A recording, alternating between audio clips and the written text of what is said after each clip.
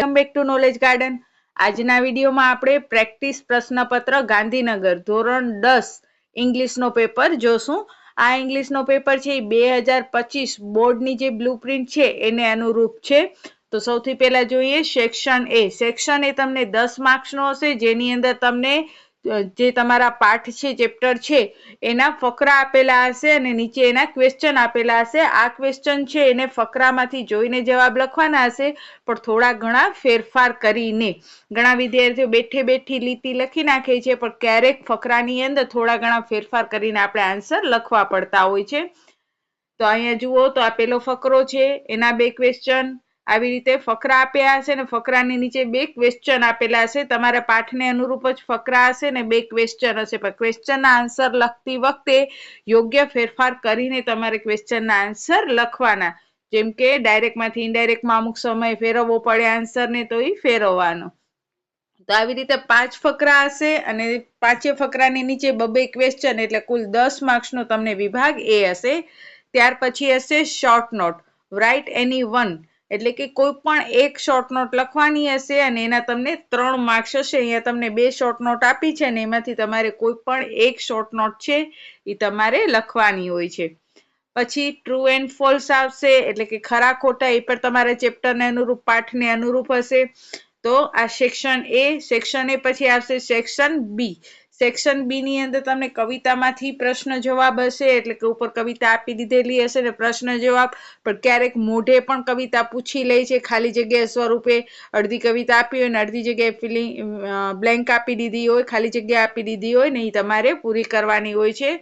પછી અહીંયા read the paragraph and answer, એટલે ફરીથી ફકરો આપ્યો છે અને ફકરાની નીચે 5 ક્વેશ્ચન છે અને એના 5 આન્સર તમારે લખવાના। અને 5 આન્સર જો પરફેક્ટ હોય અને ખાસ કરીને સ્પેલિંગ મિસ્ટેક બહુ ઓછી કરવાની, બને તો નહીં જ કરવાની, તો તમને એના પૂરા માર્ક્સ મળે છે। અને પહેલા કીધું એ પ્રમાણે જ પ્રશ્નના આન્સર લખતી વખતે યોગ્ય ફેરફાર કરવા પણ એની અંદર જરૂરી છે। જેમ કે અહીંયા ફકરાની અંદર હોય કે લેખકનું ગામ અમદાવાદ છે ને નીચે ક્વેશ્ચન પૂછ્યું કે લેખકનું ગામ કયું છે। ફકરાની અંદર લેખક પોતે લખતો હોય તો ફકરાની અંદર એમ લખશે કે મારું ગામ અમદાવાદ છે। નીચે ક્વેશ્ચન હશે લેખકનું ગામ કયું છે, તો તમે લખો છો મારું ગામ અમદાવાદ છે, તો એ ના હાલે, તમારે થોડો ફેરફાર કરવો પડે કે લેખકનું ગામ અમદાવાદ છે। તો આવી રીતે થોડાક ડાયરેક્ટમાંથી ઇનડાયરેક્ટ ફેરવવા પડતા હોય છે। હવે આ જે 5 માર્ક્સનો ફકરો હોય છે એ તમને બ્લેક બકમાંથી ને એમાંથી પૂછાતો હોય છે। પછી છે read the data and answer the question. અહીંયા આધાર કાર્ડનો ડેટા આપેલો છે, ક્યારેક તમને ચાર્ટ આપી દેશે, ક્યારેક તમને કોઠો આપી દેશે, અથવા અન્ય કોઈ માહિતી આપી દેશે, અથવા શિક્ષકોની સ્કૂલની અંદર જે પિરિયડ ગોઠવાયેલો હોય, કયો વિષય કેટલા વાગે અને કયા ટીચર ભણાવશે, તો આવી કોઈ પણ માહિતી, ડેટા, ચાર્ટ, આલેખ અથવા પાઈ આલેખ આપી શકે, વર્તુળાકારની અંદર જે આલેખ હોય, અને એને આધારે નીચે ક્વેશ્ચન પૂછશે 5 અને 5 ક્વેશ્ચનના આન્સર તમે સાચા લખો તો તમને 5 માર્ક્સ મળે છે। જોઈને જ લખવાનું હોય છે ડેટામાંથી, એટલે આરામથી તમે લખી શકો છો। ત્યાર પછી read the dialogue and answer the question. Dialogue વાંચવાના છે અને ડાયલોગ પ્રમાણે આન્સર ક્વેશ્ચન લખવાના છે। અહીંયા કોઈ પણ બે વ્યક્તિ અરસપરસ એકબીજા સાથે વાત કરી રહ્યા છે એના ડાયલોગ આપેલા હશે અને એના ઉપરથી તમારે એના પ્રશ્નના જવાબ લખવાના હશે।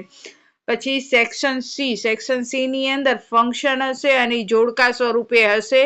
સ્પેસિફિક ટાઈમ એટલે કે સમય દર્શક સૂચક, પછી એબિલિટી એટલે શક્તિ દર્શક વાક્ય, પ્લેઝન્ટરીઝ એટલે કે ખુશી દર્શાવતો વાક્ય, અને મેકિંગ રિક્વેસ્ટ એટલે કે રિક્વેસ્ટ કરતો વાક્ય, એટલે એમ સામસામે જોડકા જોડવાના હશે એને અનુરૂપ। જેમ કે લખ્યું છે Lata can sing very સ્વીટલી, Lata બહુ સારી રીતે ગાઈ શકે છે, તો એની શક્તિ દર્શક વાક્ય છે, એટલે લખાય એક્સપ્રેસિંગ એબિલિટી। તો આવી રીતે તમે લખી શકો છો। જેમ કે ક્વેશ્ચન 34માં આવશે આન્સર સી। હવે એના પછી આપણે ઝડપથી આગળ જોઈએ તો અહીંયા કને પણ ડાયલોગ સ્વરૂપે તમને આપેલો છે, પણ અધૂરો ડાયલોગ છે, અને અધૂરો ડાયલોગ છે 4 આન્સર નીચે આપેલા છે ABCD સ્વરૂપે। એ અધૂરા ડાયલોગને તમારે પૂરા કરવાના છે, ને એના માટે કૌંસમાં તમને હિન્ટ પણ આપી દીધી છે। ડિસ્ક્રાઇબિંગ કમ્પેરિઝન, એટલે કમ્પેરિઝન દર્શાવતો વાક્ય તમારે લખવાનું છે।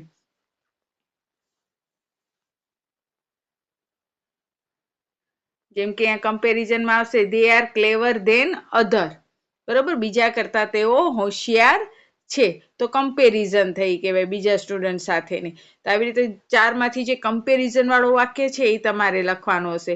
એના પછી છે ડિસ્ક્રાઇબિંગ પ્લેસ એટલે સ્થળ દર્શાવતો વાક્ય છે. જેમ કે Daksha, where are the lions found in Gujarat? સિંહ છે એ ગુજરાતમાં ક્યાં જોવા મળે છે? તો હવે ડિસ્ક્રાઇબિંગ પ્લેસ એટલે કે પ્રોપર કોઈ પ્લેસ દેખાડવાનું છે. The lion is the king of the jungle. The lion is as powerful as the tiger. It is the Gir forest where the lion are found. તો આ પ્રોપર પ્લેસ દેખાડે છે કે ગીરના ફોરેસ્ટમાં જોવા મળે છે. તો એનો આન્સર સી આવે. તો આવી રીતે તમારે આન્સર સી ક્વેશ્ચન નંબર 37 એનો આન્સર સી કરીને આખો આન્સર લખવાનો. ત્યાર પછી 38 માં આવી જ રીતે છે ડિસ્ક્રાઇબિંગ પ્રોસેસ કીધેલું છે ફોર મેકિંગ પોપકોર્ન એટલે પોપકોર્ન બનાવવાની પ્રોસેસ. તો તમે જોશો કે બાકી બધેમાં તો પોપકોર્ન છે એના ગુણ દેખાડ્યા છે કે એના ખાવાથી શું શું મળશે, હેલ્થ માટે કેવો છે. પણ બી ની અંદર કીધું છે take a large pot and put 3 tablespoon of oil in it. એટલે કે એક મોટો બાઉલ લ્યો, તપેલો લ્યો અને એની અંદર 3 ટેબલસ્પૂન જે છે ચમચી છે એ તેલ નાખો અને બનાવો. તો પ્રોસેસ તો ઈ જ થઈ કહેવાય. એટલે આન્સર એનો બી આવશે. તો આવી રીતે કાઉન્સમાં તમને હિન્ટ આપેલી હશે અને હિન્ટ પ્રમાણે તમારે આન્સર ગોતવાનું હશે. આન્સર 4 માંથી એક સાચો છે એ તમારે માત્ર ગોતીને લખવાનો હોય છે. પછી complete the sentence using the correct option. અહીંયા કને ફંક્શન છે અને ફંક્શન છે એ બ્રેકેટમાં આપી દીધો છે કે અલ્ટરનેટિવ ફંક્શન ગોતો. અલ્ટરનેટિવ એટલે આઈધર ઓર વાળો વાક્ય આવે એટલે કે બી આવશે. પછી છે મિસ્ટર પટેલ તો એની અંદર બેસ્ટ ઓફ લક આવે. રાધા સંગ વેરી સ્વીટલી શોવિંગ રિઝલ્ટ કારણ દેખાડો. તો રિઝલ્ટ એટલે પરિણામ દર્શાવતો વાક્ય અહીંયા લખવાનું. બરોબર. તો આવી રીતે તમે જુદો જુદો આમાં જે આપ્યો છે કાઉન્સમાં ફંક્શન એ ફંક્શનને આધારે તમારે એનો આન્સર ગોતીને લખવાનો હશે. પછી ક્વેશ્ચન નંબર 42 ની અંદર તમને તમારા જે ચેપ્ટર છે પાઠ છે એનો જ કોઈ ફકરો આપેલો છે અને એ ફકરાની અંદર વચ્ચે વચ્ચે ખાલી જગ્યાઓ આપેલી છે અને ખાલી જગ્યાઓના આન્સર ઉપર બ્રેકેટમાં આપેલા છે એ યોગ્ય આન્સર યોગ્ય ખાલી જગ્યામાં તમારે પૂરવાનો હશે. પછી નિયરેસ્ટ મિનિંગ છે, સમાનાર્થી શબ્દ. સેક્શન ડી ની અંદર પણ તમે જોશો તો ડાયરેક્ટ ઇનડાયરેક્ટ આપેલા છે અને ડાયરેક્ટ ઇનડાયરેક્ટમાં ફેરવીને જ ઓલરેડી આપેલું છે તમને. પણ આખો ઇનડાયરેક્ટ તમારે કરવાનું નથી. અહીંયા ઇનડાયરેક્ટ એ લોકો કરીને આપ્યો છે પણ વચ્ચે વચ્ચે જે ખાલી જગ્યા મૂકી છે એ ખાલી જગ્યામાં યોગ્ય આન્સર તમારે ભરવાનું છે. જેમ કે અહીંયા લખ્યું છે રામભાઈ ટોલ્ડ હીરાભાઈ ધેટ આવશે અહીંયા કરે કારણ કે I want to grow organize vegetable this year. બરોબર. સાદો વાક્ય છે. તો રિપોર્ટિંગ બોબ અને રિપોર્ટિંગ સ્પીચ છે ને ડેટ થી જોડાય તો અહીંયા ડેટ આવશે. તો આવી રીતે તમારે યોગ્ય નિયમ અનુસાર જે આન્સર લાગુ પડતો હોય એ આન્સર અહીંયા લખવાનો હશે પણ નંબર સાચા આપવાના રહેશે. અહીંયા કને ક્વેશ્ચન નંબર 46 લખો ત્યારે નીચેનો આખો ફકરો ખાલી જગ્યા સહિત લખો તો વધારે સારું. પછી join the sentence using the appropriate conjunction in the bracket. હવે જો અહીંયા કને પણ કન્જેક્શન આપેલા છે અને એ કન્જેક્શનને જોડીને જોડાણ શબ્દ એટલે કે અહીંયા બે વાક્યને યોગ્ય શબ્દ વડે જોડીને ફરીથી તમારી આખો વાક્ય લખવાનું. એટલે કે ખાલી વુ આવ્યો કે ખાલી બટ આવ્યો કે ખાલી આઈધર ઓર આવ્યો તો તમે ખાલી આન્સર આઈધર ઓર લખ્યો એ ન ચાલે. જેમ કે જો અહીંયા 49 માં શું લખ્યું છે my cousin will eat a sandwich. He will eat panipuri. તો અહીંયા આઈધર ઓર આવે એટલે આપણે ખાલી આઈધર ઓર એવું આન્સર ન લખાય. આપણે લખવાનું my cousin will eat either a sandwich or panipuri. તો આવી રીતે તમારે આખો આન્સર એનો લખવાનો હોય છે. 47, 48, 49 ત્રણે ત્રણ કંજક્શનના છે. આવી રીતે કંજક્શનને જોડીને ફરીથી વાક્ય લખવાનું હશે. પછી આવશે ખાલી જગ્યાઓ પાછી અને 10 ને લગતી ખાલી જગ્યાઓ હશે. તમે બધાને જે કાર્ડ શીખ્યા છો એ કાર્ડને આધારે અહીંયા કને ખાલી જગ્યા પૂરવાની હશે. પછી ડુ એસ ડાયરેક્ટ માંગ્યા મુજબ જવાબ આપો. તો પેલો જોશો તો એક્ટિવ વોઇસ પેસિવ વોઇસનો છે. પછી બીજો છે એની અંદર તમે જોશો જેન્ડર બદલેલા છે. બ્રધર છે તો સિસ્ટર થઈ ગયું છે તો હી ની જગ્યાએ સી થઈ જશે. હિઝ ની જગ્યાએ હર થઈ જશે. હિમસેલ્ફ ની જગ્યાએ હર સેલ્ફ થઈ જશે. તો આવી રીતે ફેરફાર કરવાના હશે. ત્યાર પછી ક્વેશ્ચન નંબર 53, 54, 55 એની અંદર અંડરલાઈન કરેલા છે એ આન્સર છે ને એ આન્સરનો ક્વેશ્ચન કયો છે એ નીચે 4 આપેલા છે. એ 4 માંથી કયો સાચો ક્વેશ્ચન છે એનો એ તમારે ગોતવાનો હશે. જેમ કે the smoke and gas case air pollution. તેનો ક્વેશ્ચન આવ્યો વોટ કેસ એર પોલ્યુશન. તો તમારે ક્વેશ્ચન નંબર 53 નો આન્સર લખવાનો વોટ કેસ એર પોલ્યુશન. તો આવી રીતે તમારે જવાબ છે એ અંડરલાઈન કરેલા છે અને તમારે એનો ક્વેશ્ચન સાચો છે એ ગોતીને લખવાનો છે. 55, 53, 54 ને 55 ઉપર એ હોય છે. પછી સેક્શન ઈ ની અંદર તમને નિબંધ હશે. નિબંધ ઘણા વિદ્યાર્થીઓ મૂકી આવે છે પણ મૂકવાનું નહીં, જેવું આવડે એવું તમને અહીંયા કને પોઈન્ટ્સ પણ આપેલા છે, ક્લુ આપેલા છે. ક્લુ ને આધારે જેવું આવડે એવું થોડું ઘણું લખી આવવાનું. પછી છે write any one of the following, એટલે કે નીચે પૈકી કોઈ પણ બે વસ્તુ લખો. જેમ કે અહીંયા કને પેલો જે છે એ ઈમેલ રાઇટિંગ છે અને બીજો છે એ શોર્ટ રિપોર્ટ છે. તો મારા ખ્યાલ પ્રમાણે અને મારા અંદાજ મુજબ ઈમેલ રાઇટિંગ છે એ વિદ્યાર્થીઓને ઘણી સરળ પડી જતી હોય છે. વિદ્યાર્થીઓ બધા મોબાઈલનો તો યુઝ કરતા જ હોય છે અને એ લોકો ઈમેલ પણ કરતા હોય છે. તો ઈમેલ રાઇટિંગની અંદર યોગ્ય ઈમેલ એડ્રેસ, કોને તમે ઈમેલ લખો છો, કયા સબ્જેક્ટ ઉપર લખો છો, આ બધું લખી અને તમે થોડું ઘણું જે માહિતી તમને આપી છે એ માહિતી પ્રમાણે થોડું ઘણું લખો. કારણ કે ઈમેલ બહુ લોંગ નથી હોતો, શોર્ટ જ હોય છે. તો એ તમને વધુ માર્ક્સ અપાવી શકે છે. પણ યોગ્ય નીતિ નિયમ અનુસાર કે કઈ બાજુ આપણે ઈમેલ એડ્રેસ લખવું, કઈ બાજુ સબ્જેક્ટ લખવો, ફકરો પાડીને કેવી રીતે આપણે આપણી રજૂઆત કરવી એ વ્યવસ્થિત તમારે લખવું જોઈએ. અને એના અથવામાં હશે તમને શોર્ટ રિપોર્ટ હશે તો શોર્ટ રિપોર્ટ લખવી હોય તો એ પણ લખી શકો છો. પણ મોસ્ટ ઓફ બધા વિદ્યાર્થી છે ઈમેલ રાઇટિંગ જ લખતા હોય છે ને ઘણી સરળ પણ પડે છે.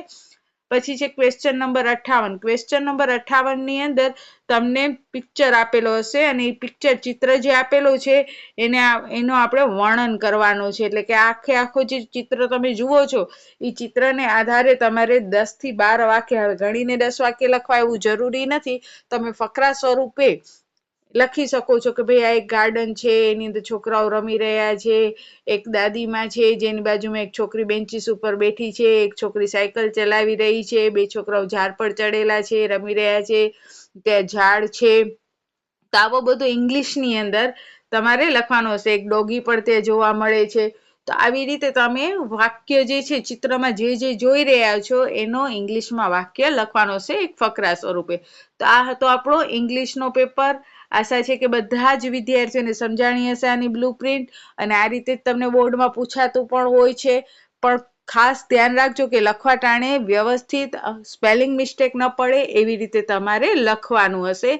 અને જાતા એક ખુશખબરી બીજી પણ દઉં કે ધોરણ 12 એના જે ફિઝિક્સના પેપરની અંદર જે અંધ ઉમેદવાર હતા, નેત્રહીન ઉમેદવારો હતા, એના જે ક્વેશ્ચન છે એ ભૂલથી બીજા વિદ્યાર્થીઓએ લખી નાખ્યા હતા એના આન્સર. તો બોર્ડે એનો ઓફિશિયલી જાહેરનામું આપી દીધું છે કે એ બધા વિદ્યાર્થીઓ છે એને યોગ્ય ગુણ મળશે.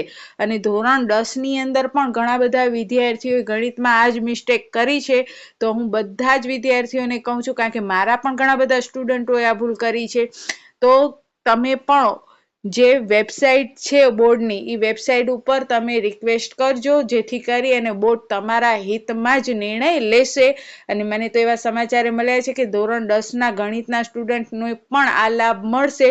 પણ જેટલા વધુ વિદ્યાર્થીઓ રિક્વેસ્ટ કરશો એટલો તમને લાભ વધુ થશે. તો હવે ડરો નહીં અને નેક્સ્ટ જેટલા પણ પેપર છે એમાં આ મિસ્ટેક ન કરજો. તો બસ આજના વિડીયોમાં આટલું જ. ત્યાં સુધી બધાને જય હિન્દ, જય ભારત. બધા જ વિદ્યાર્થીઓને નોલેજ ગાર્ડન તરફથી બેસ્ટ ઓફ લક.